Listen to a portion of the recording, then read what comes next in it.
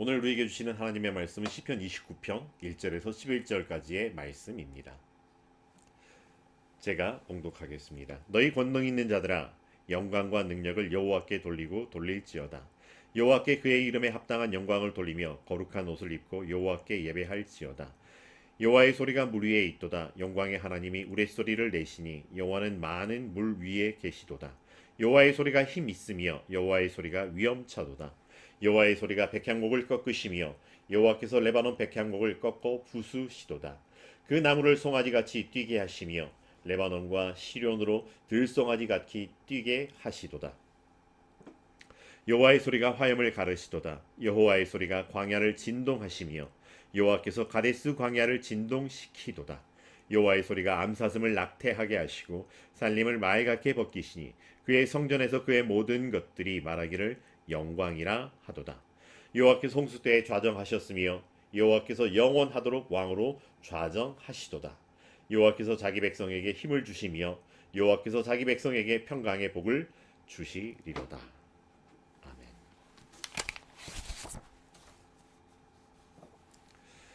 2025년도가 드디어 이제 마지막 달력을 남겨두게 되었습니다. 그러면서 이제 본격적으로 겨울이 시작되었음을 알리듯이 지난 한 주간에 눈이 많이 내렸고요. 날씨도 갑자기 엄청 추워지는 이런 날씨였습니다. 이런 날씨 가운데 혹시 여러분 오늘 이 예배를 기다리셨을까요? 대림절 두 번째 주일의 예배를 사모하며 어서 속히 예배드리는 자리에 나아가기를 혹시 기다리신 분이 있었을까 그냥 여쭈어 보았습니다. 우리는 기다리든 혹은 기다리지 않든 시간은 흘러가고 오늘은 맞이하게 되어 있는 이런 모습을 보게 됩니다. 그래서 그런지 우리의 삶을 기다림의 연속이라고 표현을 하기도 합니다. 무언가를 기다리고 있지만 한 번에 하나씩 기다리고 그것이 끝나면 또 하나를 기다리고 또 이렇게 되면 좋겠지만 우리는 한꺼번에 많은 일들을 벌려놓고 있다 보니 그 많은 것들로부터 그만큼의 많은 기다림을 남겨두고 있습니다. 우리의 이 기다림 속에 다시 오실 예수 그리스도를 기다림이 있을까요? 오늘 대림절 두 번째 주일입니다. 다시 오실 예수님을 소망으로 기다리며 함께 드리는 대림절 두 번째 주일의 예배입니다. 기다림에는 기대함이 들어 있습니다. 물론 기다림에 지쳐 어떻게 결과가 어떻게 되든 빨리 끝나 버렸으면 하는 체념적인 너무 힘들어서 지쳐버린 기다림들도 있기도 하지만 기다림의 시간은 기대하고 있는 만큼의 우리의 무게만큼 때로는 설렘으로 때로는 두려움으로 때로는 비장함으로 때로는 긴장의 연속으로 이렇게 맞이하기도 합니다. 하나님의 나라와 하나님의 의를 기대하며 기다리는 사람들, 그러면서 함께 기도하면서 살아가는 더 잘 돕는 사람들, 오늘 이 시간 문안하며 인사합니다. 사랑합니다. 축복합니다. 기도합니다. 응원합니다.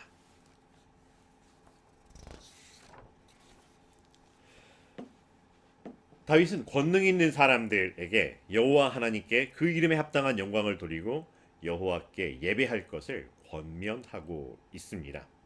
1절의 말씀입니다. 너희 권능 있는 자들아 영광과 능력을 여호와께 돌리고 돌릴지어다.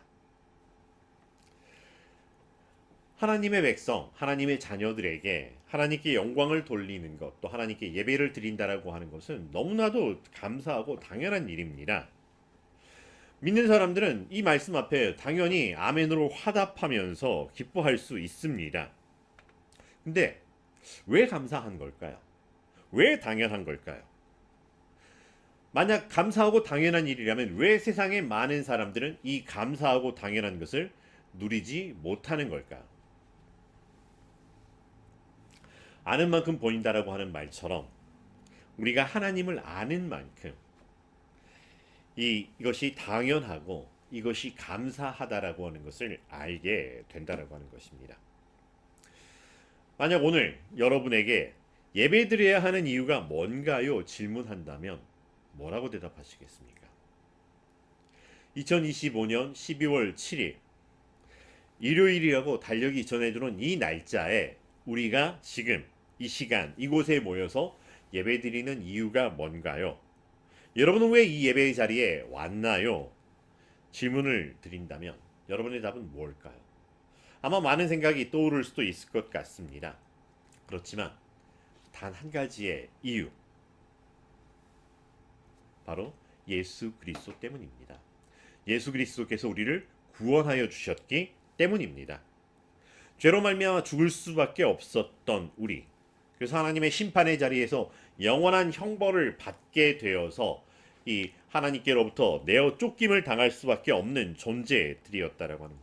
근데 하나님은 우리를 그렇게 내어버려 두실 수가 없다라고 하는 것.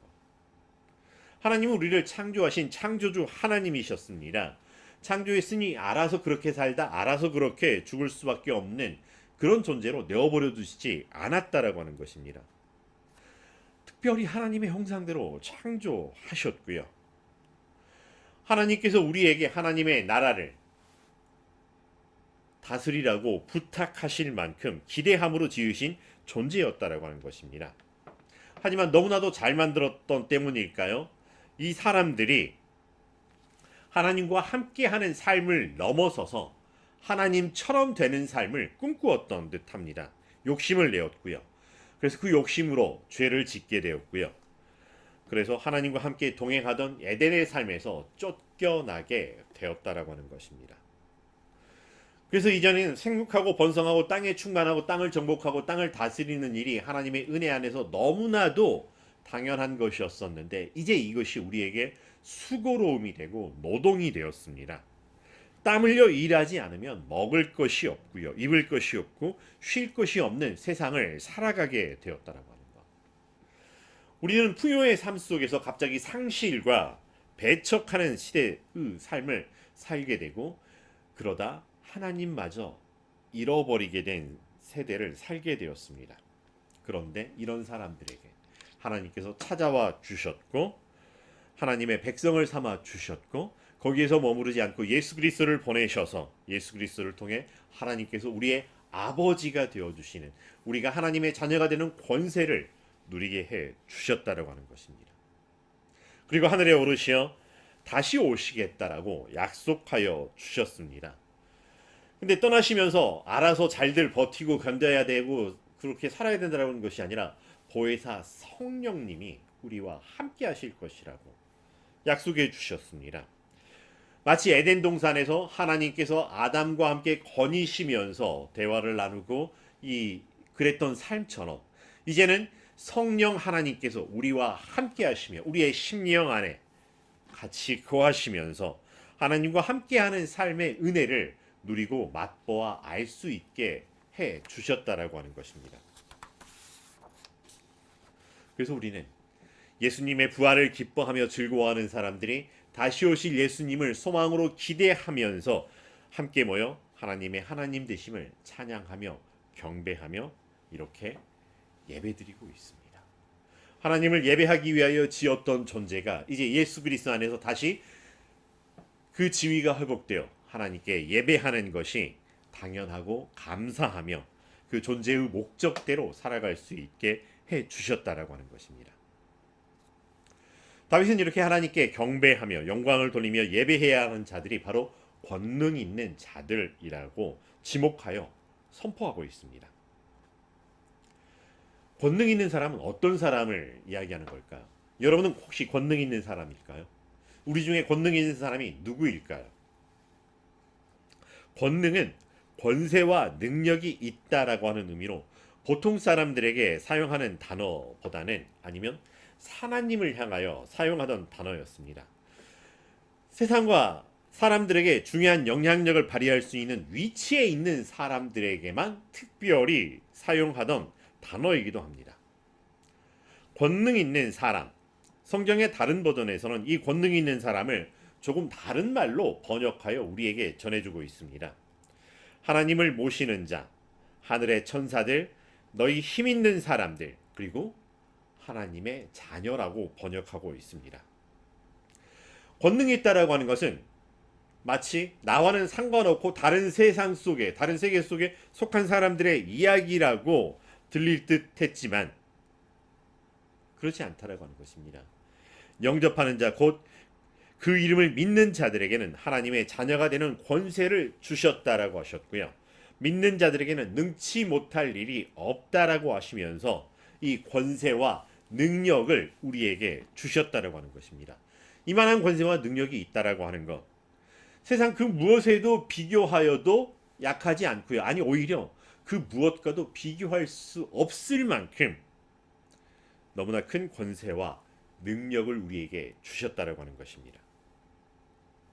그리고 그 권세와 능력을 우리는 우리에게 주셨으니 내가 내 마음대로 내가 알아서 내가 쓰고 싶은 곳에 쓰겠다라고 방종하는 욕심대로 사용하는 것이 아니라 이게 어디에서 왔고 어디에서 비롯된 것, 누가 우리에게 부여한 것인지를 알게 해 주신다라고 하는 것입니다. 바로 하나님께로부터 말미암았다라고 하는 것입니다. 하나님께서 우리에게 주셨던 권세와 능력이라고 하는 것, 그러기에 이 권세와 능력을 가진 사람이 마땅히 하나님 앞에서 취해야 할 행동이라고 하는 것, 그 태도라고 하는 것이 무엇인지를 우리에게 보여주고 있습니다. 권세와 능력이 있기에 그 힘을 알기에 그 힘의 근원이신 여호와 하나님께 영광과 능력을 돌려드리라고 하는 것, 그리고 그 권세와 능력으로 하나님께 드려 예배한다라고 하는 것이 너무나도 당연하고 그러면서도 너무나도 감사한 일이라고 하는 것입니다. 만약 하나님께서 우리와 우리의 예배를 받아주시지 않는다면 어떤 일이 벌어지게 될까요?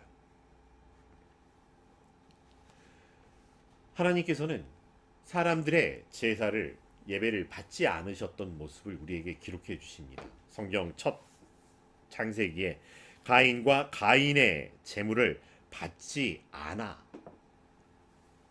않으셨던 하나님의 모습을 우리는 볼 수 있습니다. 제사에 쓰이는 수양의 기름을 하나님께서 기뻐하지 않으심을 우리에게 알려주셨습니다.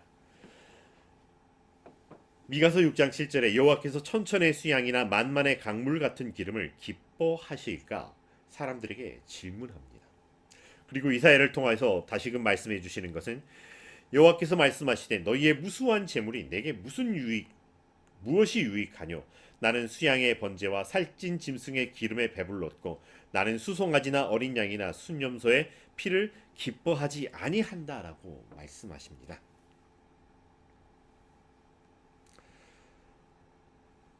하나님을 알지도 못하고 섬기려고도 하지 않는 세대 속에서 하나님의 하나님 되심을 알려주셨습니다. 그리고 하나님을 알게 된 사람들이 하나님께 드리는 예배를 받아 주셨습니다. 이것은 단순히 하나님과 우리 사이에 주고받는 무언가 거래적 관계의 차원을 떠난 것, 그 이상이라고 하는 것입니다. 하나님께서 우리의 하나님, 우리의 아버지가 되어주시고 우리는 그 안에서 하나님의 자녀로 살아가는 놀라운 은혜를 베풀어 주셨다라고 하는 것입니다. 우리가 예배드리고 우리가 하나님께 영광을 돌리는 것은 우리가 하나님을 생각해 주었기 때문의 결과가 아니라고 하는 것입니다. 하나님의 하나님 되심을 향한 고백이며 우리가 하나님 안에서 은혜를 누리고 있습니다에 대한 증거라고 하는 것입니다. 다윗은 하나님의 하나님 되심을 여호와의 소리로 이렇게 표현을 하고 있습니다. 하나님께서 그 여호와의 소리를 바라여서 어떻게 우리와 함께하여 주셨는지, 그 소리를 통해 어떻게 하나님의 놀라운 권세와 능력을 보여주셨는지, 때로는 그 앞에서 두렵고 떨림으로 도망치고 싶은 그런 놀라운 위험을 보이시지만 그럼에도 하나님은 우리에게 하나님이 되어 주셨다라고 하는 것.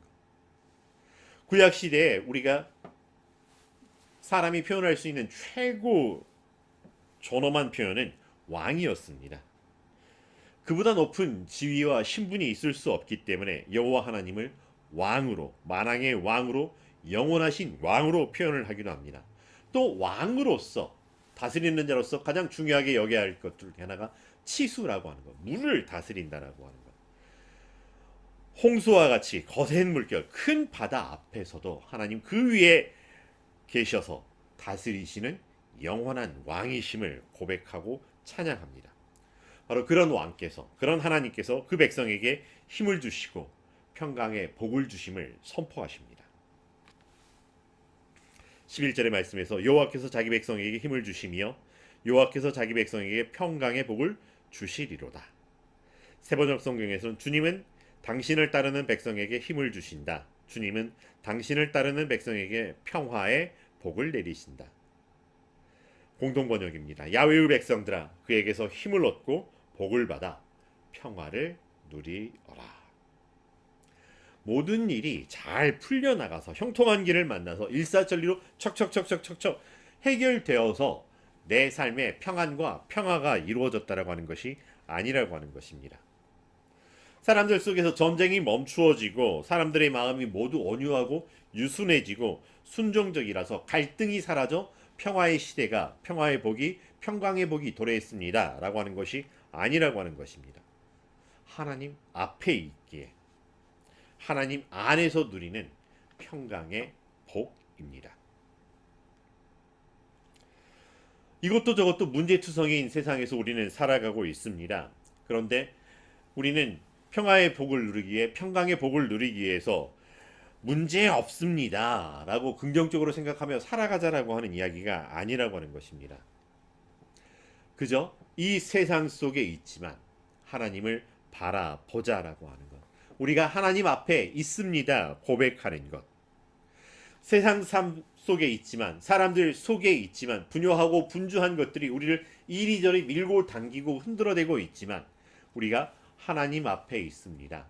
하나님이 우리 하나님이십니다. 하나님이 우리를 하나님의 자녀로 세워주셨습니다 라고 하는 것을 잊어버리지도 않고 잊어버리지도 않는 사람들에게 주시는 복이라고 하는 것입니다. 하나님께 눈 맞추고 하나님의 말씀을 마음에 품고 묵상하며 하나님의 임재 안에 있기에 누릴 수 있는 복, 이것이 평강의 복입니다. 평화라고 하는 것입니다. 오늘 말씀을 묵상을 하면서 떠오르는 질문들이 있었습니다. 여호와 하나님께 영광을 돌리고 예배한다는 게 의무일까? 권리일까?